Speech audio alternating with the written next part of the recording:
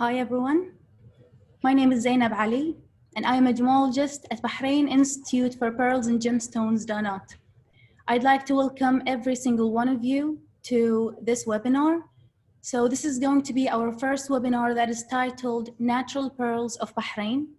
And basically this is going to be the first webinar out of a series of webinars that we're having throughout the next few weeks. And well, the reason behind these webinars is quite obvious since we're all trapped because of the coronavirus pandemic. And honestly, this virus has blessed and cursed us with plenty of time. Well, don't get me wrong, having much time is a blessing, but having it and being isolated at one place, well, this could get quite frustrating because there is not much to do. So just because of that, DANAT has established this series of webinars so that we enrich your day with information about pearls and gemstones. Hopefully this experience is going to be fun, informative, and interesting. And personally, I hope that out of this first webinar that you'll gain a new appreciation towards natural pearls by the end of it. So at the end of this webinar, we're going to have a Q&A session. So if you have any questions, please share your questions. You can see a Q&A icon on your screens. So if you have any questions, just please share them. And by the end of the webinar, I'll read them out loud. I'll try to answer as much as possible. And just a side note that I'd like to make is that this is my first webinar and I'm kind of nervous. Hopefully everything will go great, but if not, I sincerely apologize in advance because I'm used to live audience and this is kind of, well, it's kind of weird, but I guess we'll all have to adapt to this new situation. And here I am adapting in front of you. So yeah, as I said, this first webinar is going to be about natural pearls of Bahrain. And we're going to talk about the history of these natural pearls and then about the factors of the classification of natural pearls, and finally about some jewelry pieces where natural pearls from Bahrain are featured in. So before diving into the history, I'd like to ask you a question. And this question is, have you ever wondered what's the journey of a natural pearl? I mean, looking at these tiny rounded things and their journey from the bottom of the sea and ending up in a piece of jewelry on display, like the one that you're looking at on the screen. It's quite fascinating, isn't it? And in order to answer such a question, we have to understand and bear in mind the journey of the diver, because these two journeys are much related, maybe more than you even can possibly imagine. So a diver might spend his entire life looking for that near perfect pearl. He will go to the bottom of the sea, collect these oysters or mollusks. Mollusk, by the way, is the animal that has a shell on it. So it's just the scientific name for oysters, let's say. So anyways, the diver will collect these oysters and then go back to the surface, open each one of them, hoping and praying that inside one of these oysters, he'll find that near rounded, lustrous, whitish, hopefully big-sized pearl lying there waiting for him to take it. It's not just a glamorous moment for the diver, it's a story that he'll tell for the rest of his life. And you might question, why would someone do that? Why would someone actually spend his life searching for such a thing? And there are so many reasons for people to still admire and look for natural pearls. The first reason is history. The relationship with such pearls is much greater than for us to abandon it. So people are still diving for natural pearls because of the history. And also because of the rarity of these pearls and the beauty of them. So considering the rarity, nowadays 99.8% of the pearls in the market are actually cultured pearls. Only 0.2% are cultured pearls. 99.8% are cultured pearls and only 0.2% are natural pearls. So considering the rarity of these pearls, they are worth searching for and, well, yeah, spending your life looking for them. And that's mainly the reason why people in Bahrain have always dived for pearls, and they're still wearing them in their traditional jewelry until this day. And for those of you who don't know maybe where Bahrain is located at, I'd like to show you the world map. So here you see Bahrain, which is a group of islands that's located in Asia, in the Arabian Gulf. This is a magnified map, and you can see here Manama, which is the capital of Bahrain. And Bahrain actually consists of 33 natural islands and 51 artificial islands, and together they make the Kingdom of Bahrain. So now, why don't we take the train of time and let's go throughout history to see the relationship between natural pearls and Bahrain. But before that, I'd like just to mention the different types of pearls. So natural pearls are the pearls that are produced entirely by nature, while cultured pearls are the ones that have been produced with the intervention of human beings. Both of these pearls, natural and cultured, could exist in both saltwater and freshwater environments. There is also another type of pearls. This type is called imitation pearl. These pearls are not actually, well, they're not pearls per se, they're only materials that imitates the appearance of pearls. So for example, a bead of plastic, it looks like a pearl, but it's not actually a pearl. It doesn't have the same chemical characters, chemical composition or physical properties. So it just have the appearance, but it's not actually a pearl. So these are the main three types of pearls. And what we're going to go through in this webinar is mainly natural pearls from saltwater environment, and more specifically, Bahraini pearls. So it's time to take the train and let's travel through history. So in the Arabian Gulf region, the oldest pearl was found in United Arab Emirates. And this pearl was about 3 millimeters in size, and they were dated about 6,000 years before Christ. As for Bahrain, Bahrain is actually a part, or was a part of an area that is called Dilmun, and it is the area that you see in the orange color.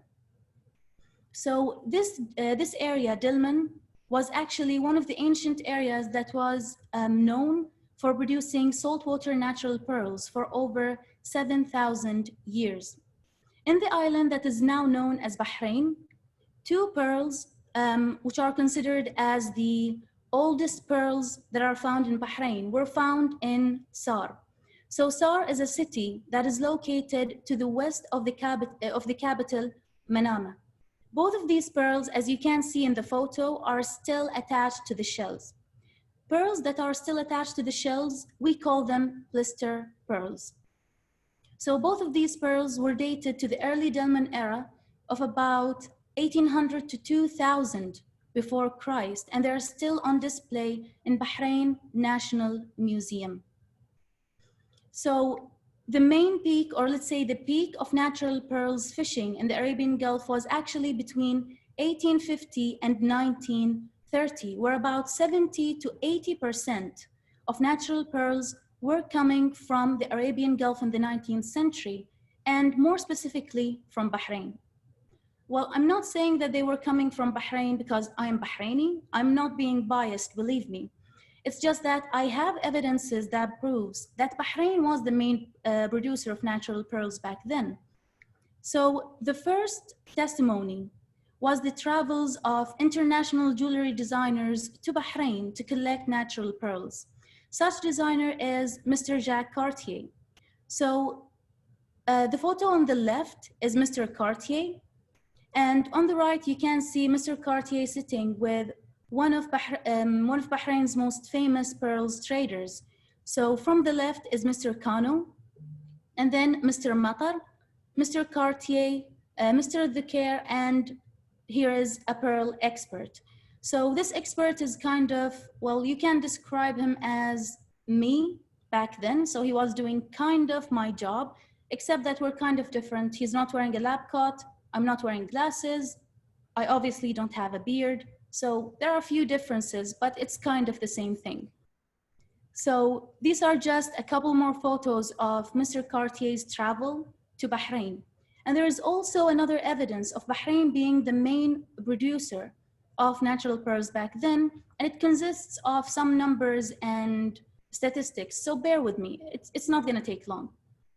Okay, so back in the 19th century, 18% of Bahrain's population were working in pearling. And you might say that this is not really an evidence since there are so many higher percentages than Bahrain in the table. But bear in mind that Bahrain was the highest populated country in the Arabian Gulf back then. So the population of Bahrain back then was 100,000, and 18% out of that population were working in pearling. It's even fair to say that another 30% were working in pearl-related jobs. So 50% out of the highest populated country, that is Bahrain, were working in pearling and pearl-related jobs. And that's simply why Bahrain was the biggest producer of natural pearls back then. But let's now just keep the statistics and the numbers aside. And why don't we step out of the train and let's go to one of the pearling journeys. Now I need you to open your imagination. You have to be imaginative with me right now so that you can hear, see, and live these journeys back in the 19th century in Bahrain. So the pearling journey was occurring in small ships and on bigger ships. The bigger ships were actually having a capacity of about 60 to 80 men, and each one of them had, well, a different job. So the one with the power on the ship is obviously the captain, and in Bahrain we call him النوخذة. Then we have the captain's assistant, and then the crew head, and then the crew. So each one of the crew had different jobs. So there are the divers, we obviously know what they're doing. There is a cook, there are some trainees, and there is also the pullers. If you're asking what a puller does, we have first to understand and to imagine what the diver was wearing and what was he doing, because these two jobs are related to each other. So for the diver, of course, we're back in the 19th century. You're not expecting scuba diving equipments. So all what the divers had back then was a clip where they put on their noses so that they will prevent water from coming inside, and also a weight that is being tied to their ankles so that they will sink and it will prevent them from floating. Also, another rope was, or let's say, a rope was tied on their waist, and the other end of the rope was tied to the ship. Finally, the diver will have a net where he will collect the oysters in it. So the diver will get set, he will wear all the equipments, and then he will dive, collect the oysters, and once he's out of breath, he will shake the rope, and the puller will start pulling the diver, as you can see in the photo in front of you. So in a way, the puller is responsible for the diver's life, which is an incredibly important job on the board of the ship.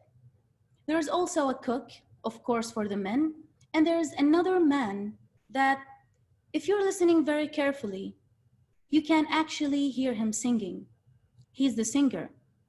So the singer on the ship, if you're wondering what a singer would do on a ship filled of divers and pullers, and actually the singer was incredibly important on the ship back then.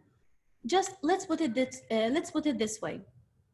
These men back in the 19th century were living the worst quarantine ever. Now we're in quarantine for a couple of weeks, maybe some of us are 3 or 4 weeks, and some of us are going crazy. Although we're having our families with us, we're having our phones, laptops, TVs, all sorts of entertainment, we can have communication with everyone, and we're still complaining. These men, they were together like 70, 80 men on the board of the ship in the middle of the sea, and they had absolutely nothing. nothing to entertain them. They could not connect with their families. And well, can you even imagine that? And they're not there for a couple of weeks, they're there for months with absolutely nothing. So having a singer on the board of the ship was incredibly important because they needed that entertainment. They needed someone to lift their spirits up.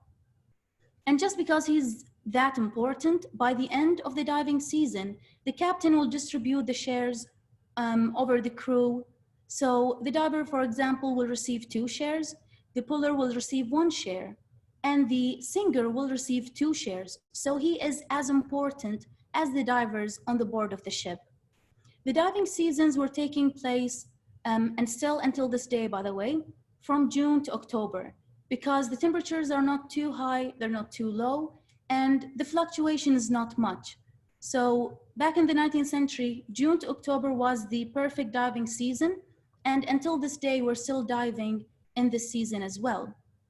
So until now, everything was incredibly good for the pearling industry in Bahrain. Everything was spectacular until the 1930s.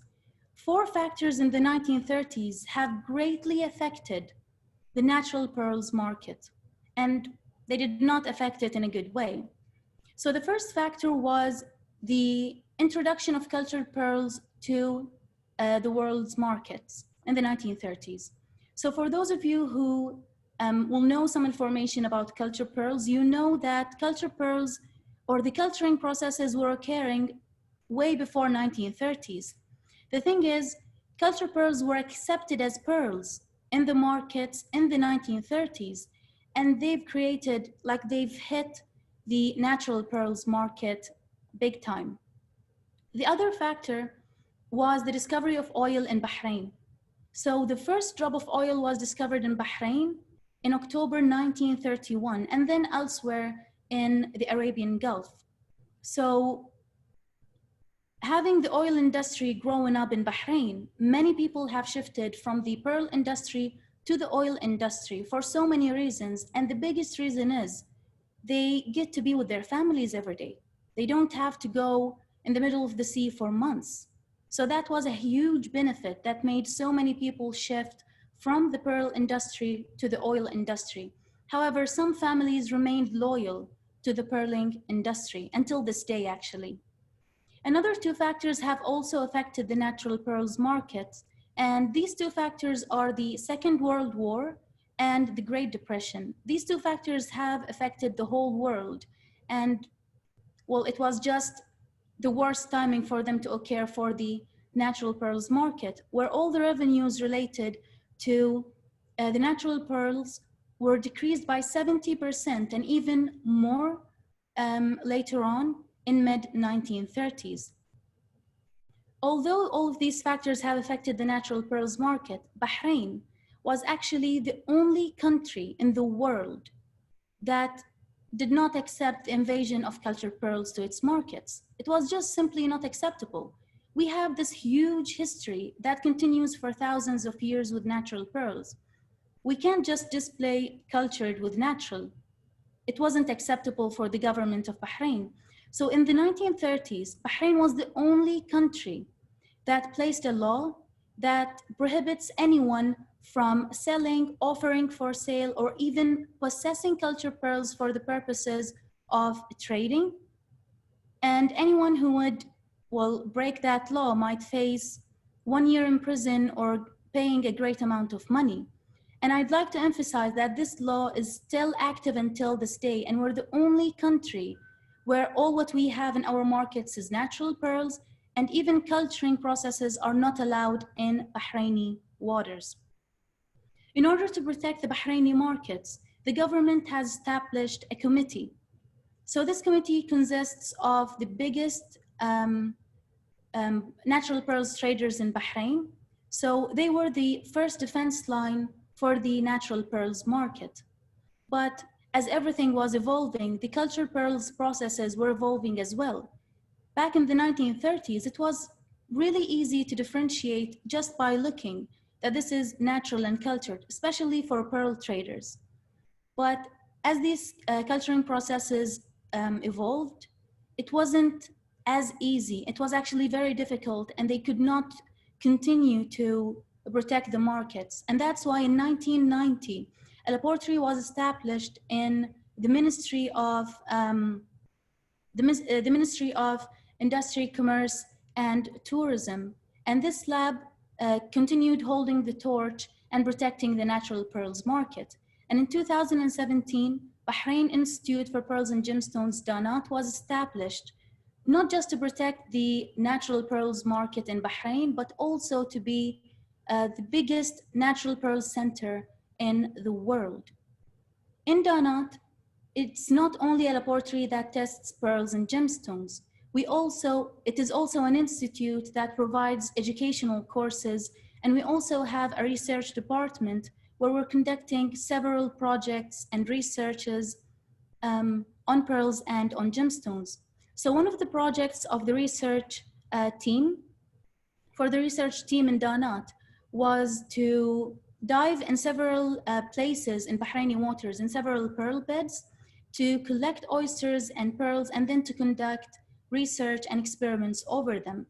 So in some of these areas actually, some of them were located or were populated with about 30 mollusks per meter square, which is quite amazing. And as I said, mollusk is the scientific name for the animal that has a shell attached to it. And the odds of finding a pearl, so once our team have collected all of these mollusks, they've started to open them. And it wasn't an easy thing to find a natural pearl within them. So in order to find a small pearl that is about 2 millimeter or smaller in size, they had, the odds was that one pearl was found in each 21 mollusks. And by the way, 2 millimeter pearls and smaller, we call them seed pearls. And they're normally, this term is used for small natural pearls. And if you're about to find a pearl that is bigger than 3 millimeter in size, you might find one pearl in every 370 mollusks, which is, it's just crazy considering sometimes the hundreds and thousands of pearls that you need for one piece of jewelry. So as I've said, all of these pearls that you can see here in the photos are small pearls, and all of them are owned by DANAT, and we're using them in our research projects. But Bahrain in general produces about 7 kilograms of natural pearls annually. So in this photo, the biggest pearl is about 8 millimeter in size. And as I said in the previous slide, if finding a 3 millimeter or like 3 to 5 millimeter pearl needs you to look through 370 mollusks, so how about finding such a big, beautiful pearl? The most abundant oyster, or most of these pearls that we found in our research projects and that are mainly found in Bahrain, are coming from a Pinctada radiata shell. So it's the shell that you're seeing right now. It has a width of about 6 centimeter, and it grows for 5 to 7 centimeter in length. Sometimes it exceeds the 10 centimeter, but it's rather the exception than the rule. The pearls that are produced from this mollusk or Pinctada radiata are normally having a size of 2 to 8 millimeter. They rarely exceed 8 millimeter. And these oysters present in deep and in shallow waters. So the deep waters are 30 meters in depth, and the shallow waters are 2 to 5 meters in depth. Mostly nowadays, people are diving in the shallow waters. So size is the first factor that we're considering when classifying a natural pearl. So that's the first factor that we're considering, which is the size. There are other 4 factors. So together, there are 5 factors that are considered when classifying a natural pearl. And to understand it, it's just like the 4 C's for the diamonds. So the 4 C's of the diamonds are the factors that will affect the value of it. And these 5 factors of the classification for natural pearls are the ones that will also affect the value and the price of the natural pearl. So the first factor, as we've said, is the size. The second factor is the shape. And there are many different shapes, as you can see. There are the symmetrical like round drop, near symmetrical like circled button, and the incredibly irregular in shape like baroque and near baroque. The more symmetrical the pearl, obviously, the higher the price. The third factor is color, and all of these colors can be produced from the Pinctada radiata oysters, but most of the pearls that we're seeing are normally from the range of light cream, cream, light yellow, and yellow. That doesn't mean that the other colors like pink and purple and blue and white, black are not seen, but mostly they range from light cream to yellow. The fourth factor is the luster, and luster is defined as the quality of light reflected off the surface of a material. So it ranges from excellent to dull, whilst most of pearls are having fair to good luster, and the ones with excellent luster for sure will have a greater value. The last factor is the surface condition. So the surface condition, you might think, or some people have the illusion that all pearls, once we open the oyster, are having this clean, nice surface condition, which is not the case. Mostly, pearls are having chips or pits or dimples or surface discoloration, which will eventually affect the price of the natural pearl. Of course, pearls, although they have all of these maybe surface conditions, they're still beautiful just the way they are. They need absolutely no modification, and that's one of the greatest values and the greatest things about pearls. Once you open the oyster, you'll find the pearl beautiful just the way it is. You don't need to cut, to polish, or to do anything with the pearl. So these are the 5 factors, and there are some other oysters in Bahraini waters, such as the pin shells and the Pinctada margaritifera shells, among other shells as well. But as I said, the most abundant is the Pinctada radiata. Once these pearls are being collected from the shells, they're used in jewelry pieces.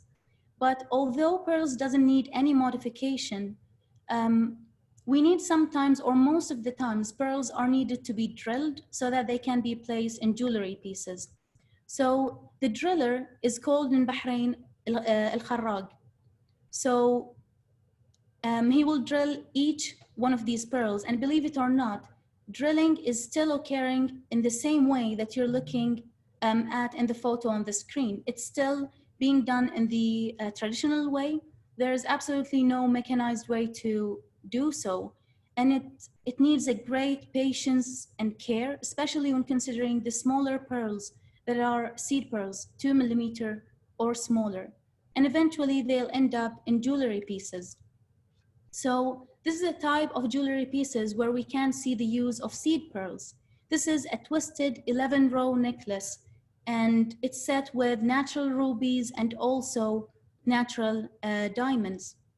Seed pearls are also used in traditional jewelry. In Bahrain and in the Arabian Gulf area, traditional jewelry are normally gold.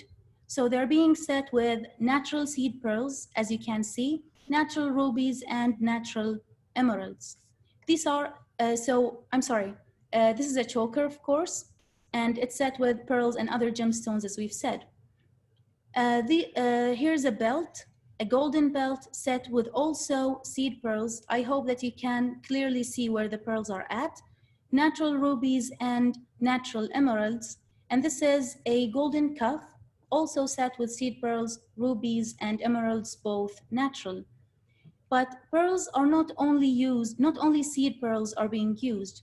They are maybe used more because we can find them more frequently than the bigger ones, but we can also use bigger pearls in more classic pieces of jewelry, as the Abdul Razak graduation necklace. So this necklace is a 7-row necklace that consists of 779 natural Bahraini pearls.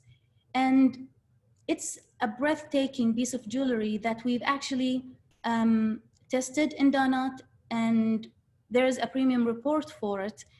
And the fascinating fact about this necklace is that it took actually 4 decades to collect all of these pearls, match them, and eventually coming up with an exquisite piece of jewelry as well as this necklace.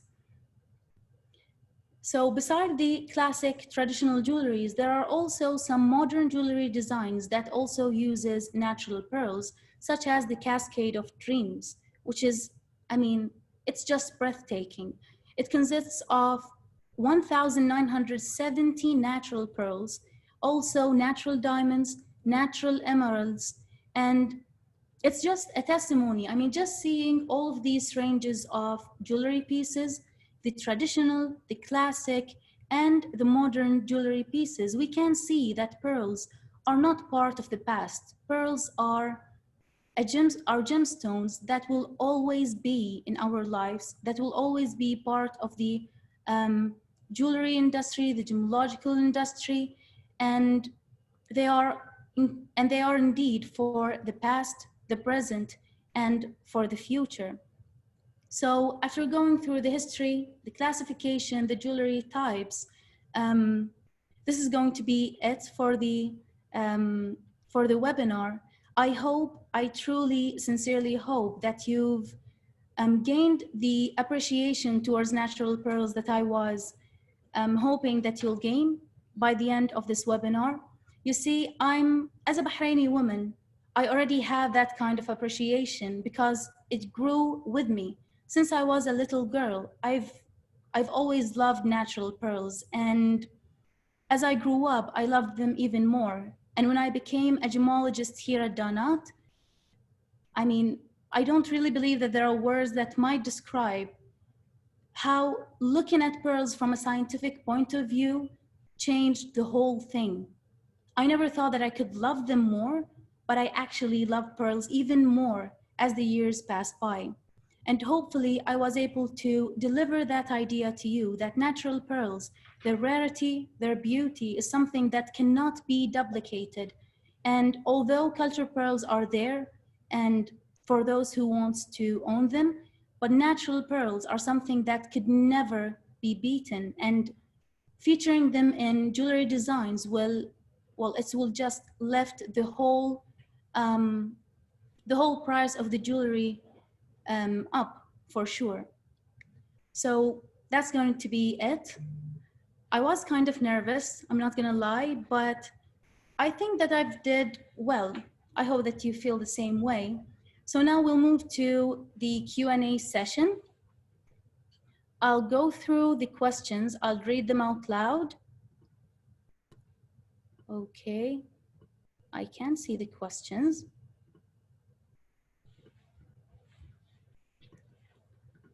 Okay.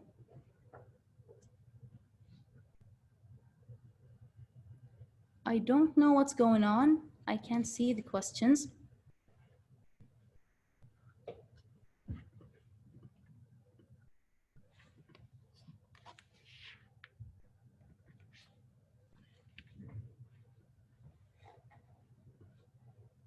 Okay, if you can just give me a minute.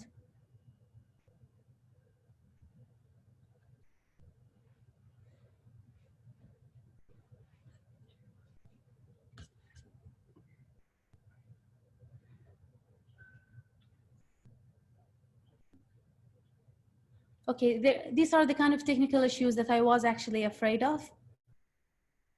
As I said, this is my first webinar and I'm kind of even more nervous now, but yeah, let's go through okay, I can see the questions now, so we can go through them.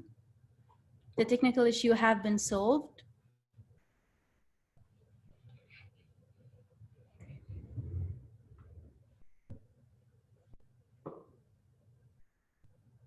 Okay, so let's go through the questions now. Okay, so there's a question, how do I differentiate between natural and cultured pearl? Well, differentiating between natural and cultured pearls, as I've said, back in the 1930s, people were able, or these famous jewelry designers, or sorry, not jewelry designers, the famous or the Bahraini pearl traders were actually able to differentiate between natural and cultured pearls just by looking at them, because mainly we had only beaded cultured pearls back then in the market. It was really easy, especially that they're used to dealing with the natural pearls. So it was much easier to differentiate them only by looking at them. But nowadays, there are so many culturing processes that are incredibly advanced. And unfortunately, you can't differentiate by looking at the pearls anymore. We have to use higher magnification. We have to use other equipment such as the X-rays, such as the chemical composition, and so many other instruments. And that's why DANAT actually was established. We needed more advanced instruments that DANAT is equipped with right now, so that we can test all of these pearls and, well, make sure that this pearl is actually natural or not, since it's crucial here in Bahrain. We have to know if it is natural or if it is cultured. So answering your question, we need X-rays, we need fluorescence, we need EDXRFs, we need many testing instruments in order to test and to see if that pearl is natural or cultured. Okay. So here's another question. The prices of natural pearls took a beating in the recent past. How do you see the prices in a year from now? Honestly, in the past, yes, they've took a beating. We can't lie about that because they did. Many people now are purchasing cultured pearls since they are, well, they're more affordable, and there's nothing wrong with that. But I believe that the prices of natural pearls are going to be, if not steady, they're going to be higher in a year from now. This is my vision, because I'm seeing that the awareness and the importance of natural pearls is increasing with the years. So I believe that the price is going to be either steady or it will increase a bit. Okay, so another question. Could you talk about processes or treatments that might be prevalent? Okay. Oh yeah, that might be prevalent in preparing Bahraini pearls for market. Unfortunately, talking about the processes or the treatments, this might take also many of our time that I don't really have right now. We need another webinar just talking about the testing and the treatments and how to detect them. It actually will take a long time. So let's try to find another question. We have,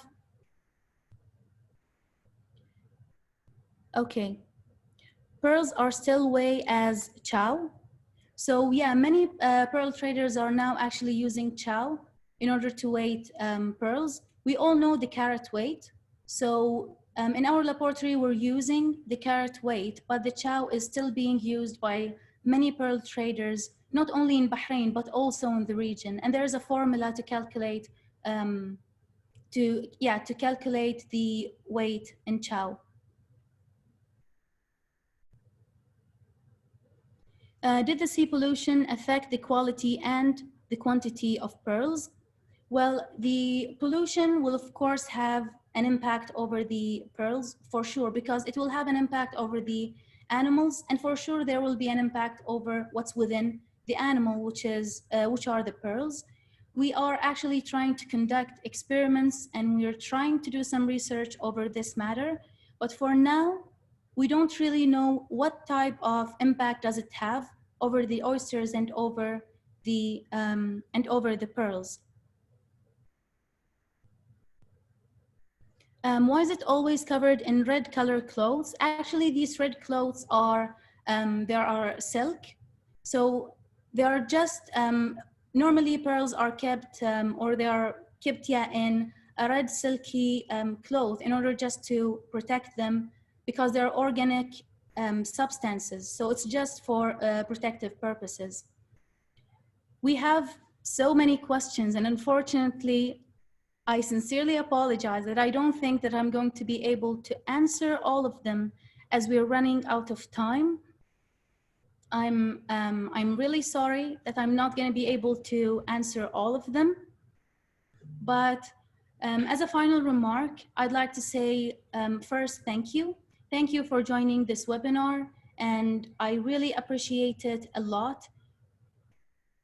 And by the end, I'd like just to say, well, a few words. I hope that you're not going to look at natural pearls the same way that you used to look at them before this webinar. And hopefully in the next webinars that we're having, we'll be able to even answer more of your questions. I appreciate the questions, but it's just that there's not really much time to answer all of them. So stay safe and stay home. I know that I know that it might be really hard for some of you. It gets hard for everyone. We're all in this together. Well, we're not exactly together, but you understand what I'm saying. We're all living the same situation. And yeah, hopefully, who knows, after this quarantine is over, you can come to Bahrain, dive, collect oysters, and you might be actually lucky to find a natural pearl that you'll own. Who knows? So yeah, with this remark, I'd like just to thank every single one of you once more. Much appreciation and love, and hopefully I'll see you in the next webinars, or maybe not. Well, I'll not see you, you'll see me, but yeah, hopefully I'll see you in person as well. So thank you so much, and goodbye.